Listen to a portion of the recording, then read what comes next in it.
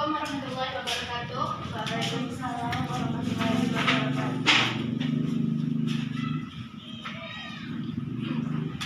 Baiklah anak-anak, pada siang hari ini marilah kita mulai belajar dengan membacakan basmalah. Bismillahirrahmanirrahim.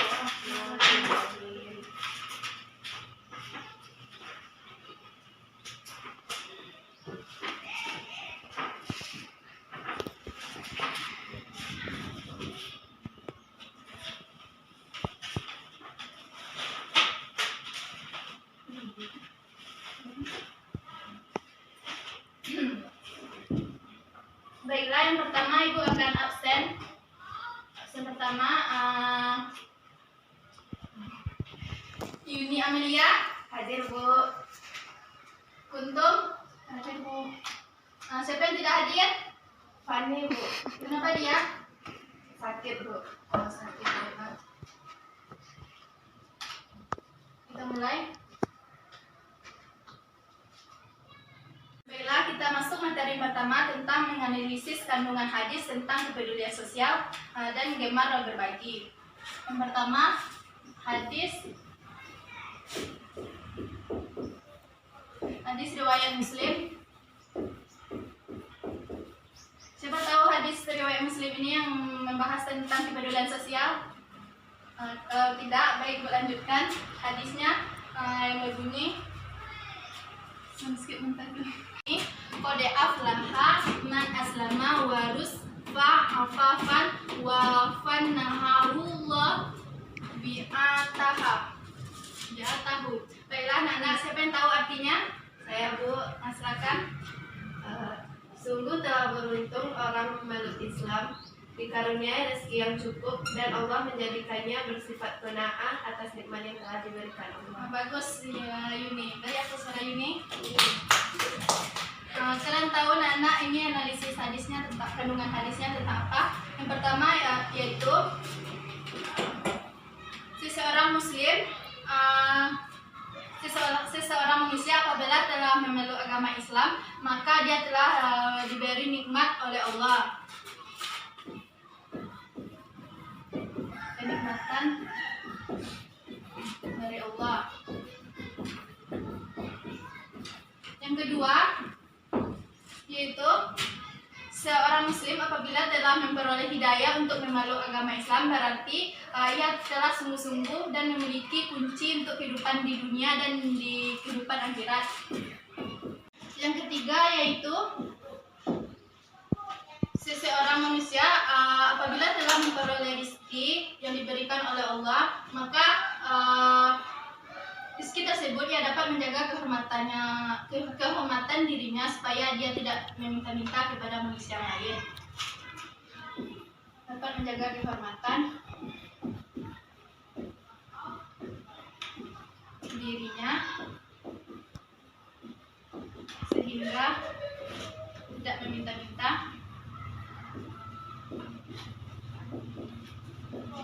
kepada orang lain.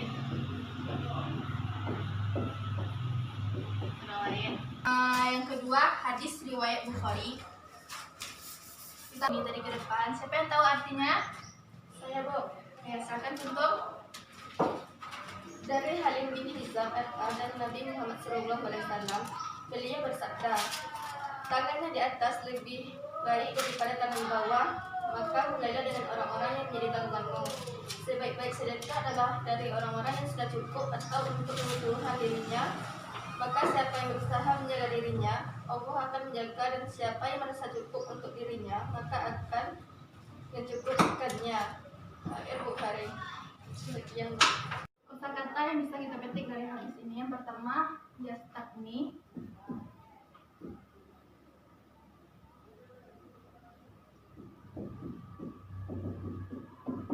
Yang artinya merasa cukup.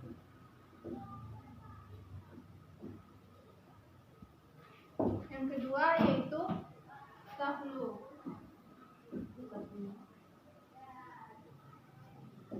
Yang artinya yaitu rendah. Dari hadis dan artinya tadi, apakah anak-anak sudah mulai paham? Paham, Bu. Dari hadis ini analisis kandungannya yaitu Allah membuat keadaan manusia berbeda-beda, ada yang berkecukupan dan ada yang kekurangan. Hadis ini berisi perintah untuk menyantuni orang-orang yang tak beruntung seperti kita yang merasakan saat sekarang ini.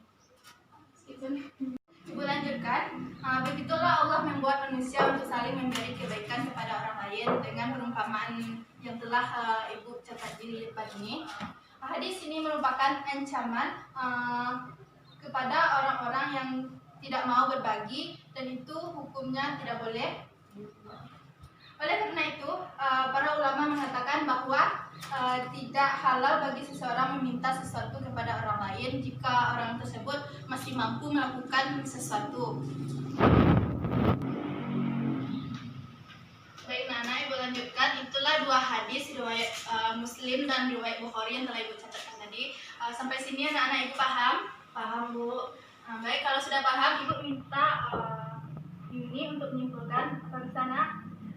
Bisa, Bu. Silakan. Kalau dari hadis kesimpulan dari hadis tersebut itu kita sesama manusia harus saling berbagi. Ya, pintar. Kita masuk materi yang kedua, yaitu tentang penafsiran ayat Al-Quran.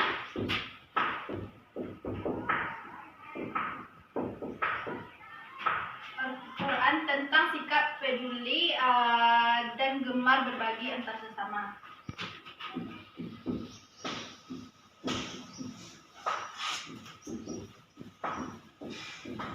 Dan gemar berbagi. Yang pertama yang terdapat dalam surah Al-Furqan.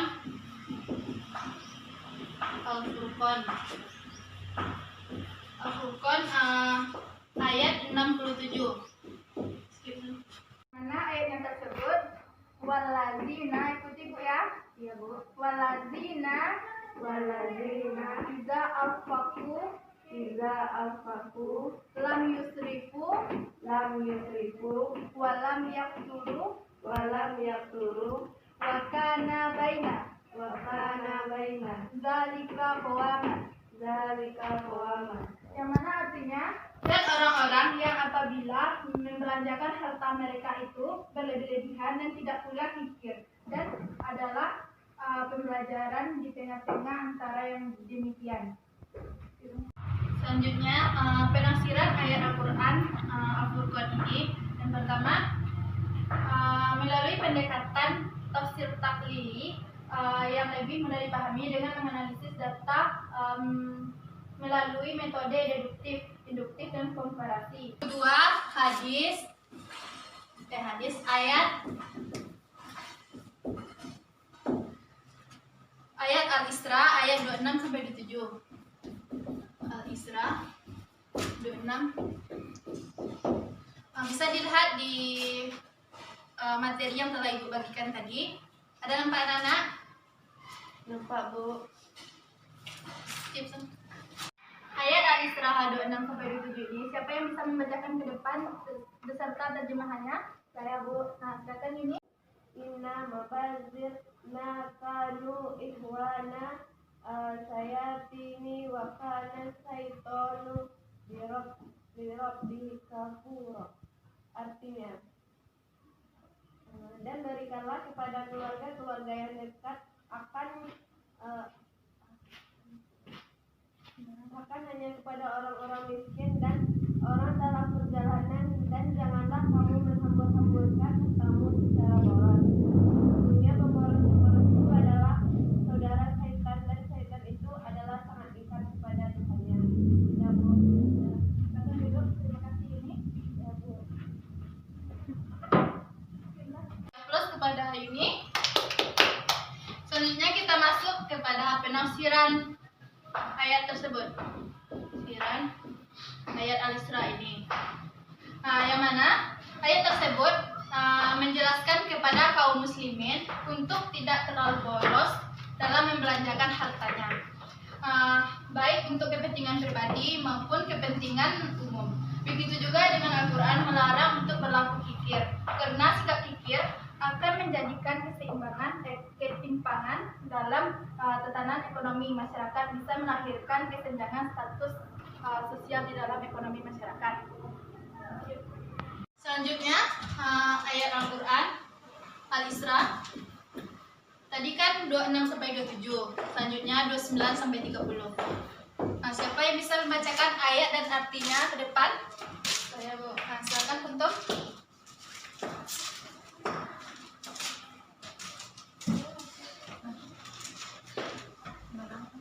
Bismillahirrahmanirrahim. Wala taj'al yadaka maghlulatan ila ankika wala tabsatu ma kulla basti fataq ada ma wa ma mahsur inna rabbaka aisukan rizqa minal yas. Artinya, dan janganlah kamu jadikan tanganmu terbelenggu pada lehermu, dan janganlah asin terikat dengan kamu terlalu mengurungnya, karena itu kamu menjadi tercela dan menyesal. Sesungguhnya Tuhanmu melapangkan rezeki kepadamu siapa yang Dia kehendaki dan menyebutnya. Sesungguhnya Dia Maha mengetahui lagi Maha melihat akan hamba-hambanya. Ya, Bu. Duduk. Ya, Bu. Terima kasih Kuntum telah membacakan ayat dan artinya. Selanjutnya kita masuk kepada penafsirannya. Yang mana penafsiran ayat tersebut sebagaimana Allah telah menggambarkan bahwa orang-orang yang enggan untuk menafkahkan sebagian dari hartanya tersebut diriwayatkan sebagai orang yang membelenggu tangannya pada leher mereka masing-masing. Selanjutnya yaitu yulakoha, yang artinya diperoleh pahala itu. Yang ketiga yabtu, yang artinya melapangkan. Yang keempat yahdiru, yang artinya menyempitkan. Yang kelima man, artinya melimpahkan karunia-Nya.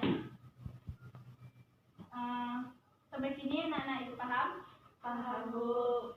Selanjutnya kita masuk kepada penafsiran ayat Al-Qasas 79 sampai 82 ini. Yang pertama,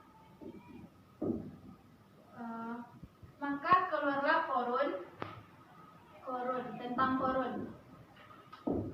Maka keluarlah Korun untuk menghadap kaumnya dengan penuh kemegahan dan penuh keangkuhan. Kesan yang diperoleh Korun selalu memosisikan dirinya di atas segala sesuatu yang ada di bumi. Baiklah, dari surah Al-Ma'un ayat 1 sampai 7, siapa dan anak-anak ibu yang bisa membacakan ayat dan terjemahannya? Saya, Bu. Baik, keduanya silakan Kuntum bacakan ayatnya dan Yuni bacakan terjemahannya. Bismillahirrahmanirrahim. Ara'aital ladzi yukadzibu bid-din. Tahukah kamu orang yang mendustakan agama? Tahukah ladzi yad'u ila orang yang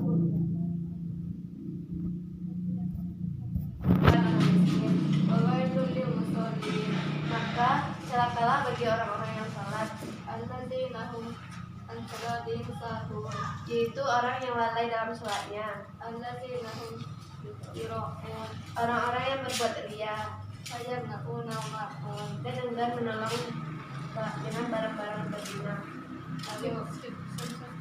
Kita masuk kepada penafsiran dari surah Al-Ma'un ini ayat 1 sampai 7.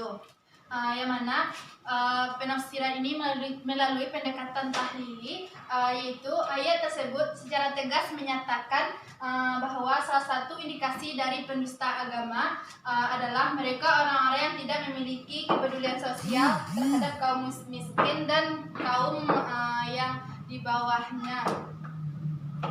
Kata Zibu menjelaskan sikap musuh-musuhnya, maksudnya adalah bagi orang-orang yang tidak memiliki kepedulian terhadap anak-anak yatim, bagi orang yang tidak memiliki kepedulian terhadap anak yatim, dan orang-orang yang miskin merupakan musuh dari agama Islam. Maka untuk itu kita harus saling peduli terhadap kaum anak yatim dan kaum muslim.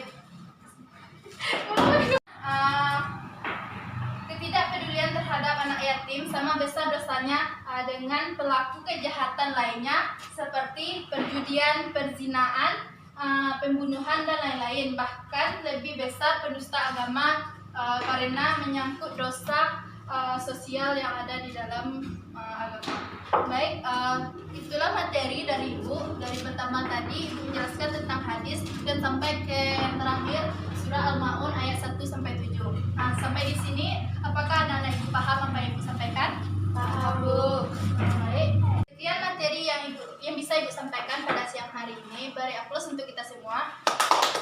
Nanti di kantor Kuntum sama Yuni silakan minta rewardnya kepada Ibu ya. Ibu siapkan di kantor untuk pemberian aplaus tadi sudah banyak, sudah aktif tadi di depan kelas. Kita akhiri pertemuan kali ini dengan membacakan hamdalah. Alhamdulillahirabbil alamin.